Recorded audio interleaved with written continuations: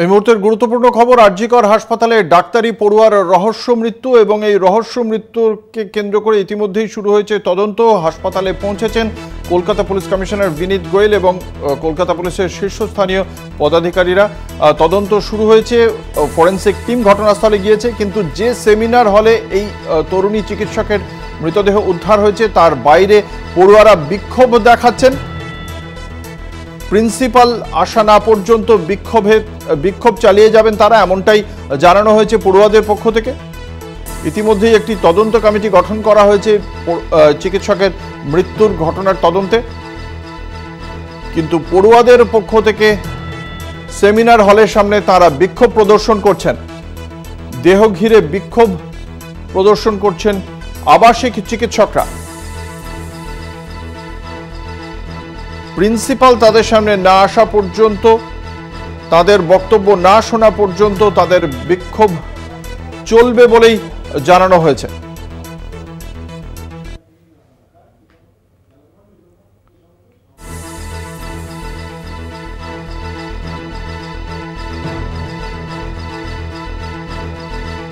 দেহ ঘিরে বিক্ষোভ প্রদর্শন আবাসিক চিকিৎসকদের। আজ সকালে এই তরুণী চিকিৎসকের মৃতদেহ উদ্ধার হয় এবং তার মৃতদেহ প্রথম দেখেন হাসপাতালের নিরাপত্তারক্ষী, তারপরেই ঘটনাটি পুলিশের কাছে পৌঁছয়। পুলিশ ঘটনাস্থলে পৌঁছে তদন্ত শুরু করেছে, ফরেনসিক টিম ঘটনাস্থলে পৌঁছেছে। সেমিনার হলে কিভাবে তার দেহ ছিল সেই বিষয়টি যা এখনো পর্যন্ত প্রকাশ্যে এসেছে তথ্য, অবিন্যস্ত অবস্থায় তার পোশাক ছিল বলেই জানতে পারা যাচ্ছে। এবং তিনি গতকাল রাতে হাসপাতালে ডিউটিতে ছিলেন, কর্তব্যরত অবস্থায় তিনি সেমিনার হলে গিয়েছিলেন। তারপরে সেমিনার হলেই তার মৃতদেহ উদ্ধার হয়। আজ সেই আবাসিক পড়ুয়াদের পক্ষ থেকে বলছেন আবাসিক পড়ুয়ারা, শোনাবো।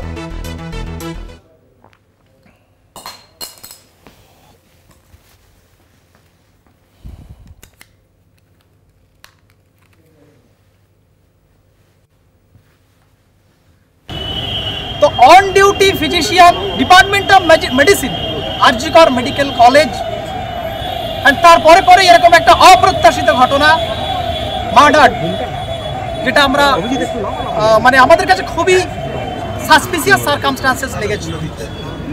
সেজন্য আমরা রেসিডেন্ট ডক্টর অ্যাসোসিয়েশনের পক্ষ থেকে আমরা highest level of medical college principal sir এবং এমএসভিবি স্যারের সঙ্গে আমরা ছিলাম এবং পুলিশ কমিশনার ছিলেন। সেখানে আমরা আমাদের দাবিগুলো রেখেছি। কি আপনাদের দাবি? এক এক করে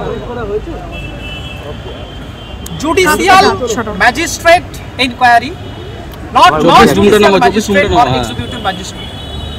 এবং সেটা আমরা অ্যাডমিনিস্ট্রেশনের কাছে বলেছি যে যেভাবে তার প্রপার মেডিকেল ওয়ে লিগ্যাল ওয়েতে জুডিশিয়াল ম্যাজিস্ট্রেট অ্যাপয়েন্ট করে এর ইনকোয়ারি পোস্টমর্টেম তোমার আন্ডার ম্যাজিস্ট্রেট ইনকোয়ারি যে হবে, এইটা আসছে যে সেখানে তোমার কথা বলছি না, আমাদের ফিমেল পিজিটি 5 জন প্রতিনিধি থাকবে, ফ্যামিলি মেম্বার তারা অবশ্যই থাকবে, জুডিশিয়াল ম্যাজিস্ট্রেট থাকবেন in front of him, not executive magistrate, I am saying judicial magistrate, and the whole process to be videography.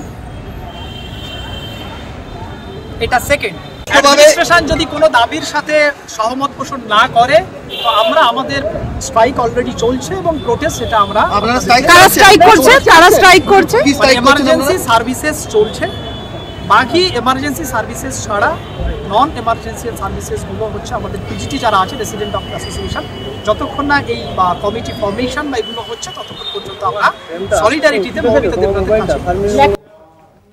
আপনারা শুনলেন আবাসিক যে সমস্ত চিকিৎসকরা রয়েছেন তাদের বক্তব্য।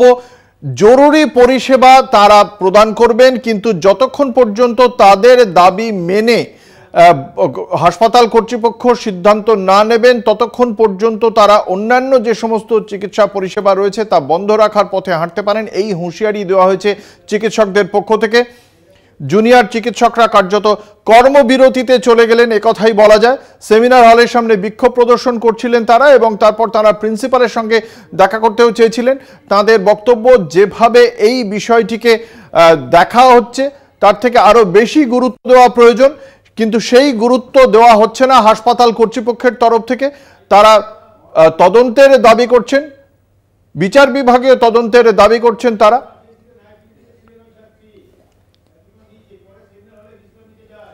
আপনাদের জানিয়ে রাখি, গতকাল রাতে এমার্জেন্সিতে নাইট ডিউটিতে ছিলেন তিনি। তারপর তিনি তার সহ চিকিৎসকদের সঙ্গে তিনি খাবার খান। তারপরে তিনি সেমিনার হলে যান বিশ্রাম নিতে। তার মাথার কাছে ব্যাগ ছিল, ফোন ছিল, ল্যাপটপ ছিল এবং তারপরে সেখান থেকেই তার মৃতদেহ উদ্ধার হয়।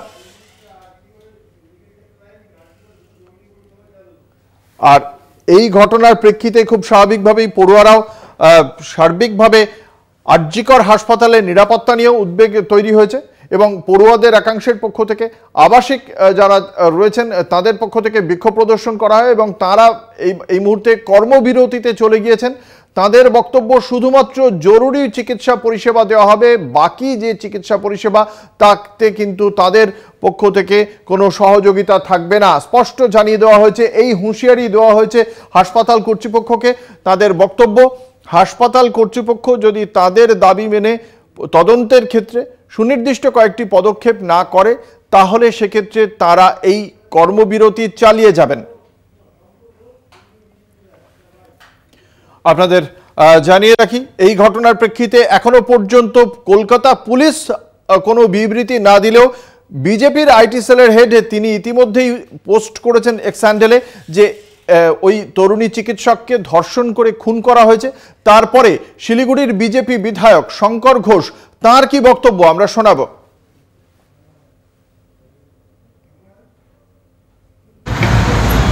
ভয়ঙ্করতম ঘটনা, আরজি করে কর্তব্যরত অবস্থায় মহিলা ডক্টর পিজিটি স্টুডেন্টের এই মৃত্যু নিশ্চিতভাবে এর রহস্য উন্মোচিত না হলে সরকারি স্বাস্থ্য পরিষেবার উপরে বড় প্রভাব ফেলবে।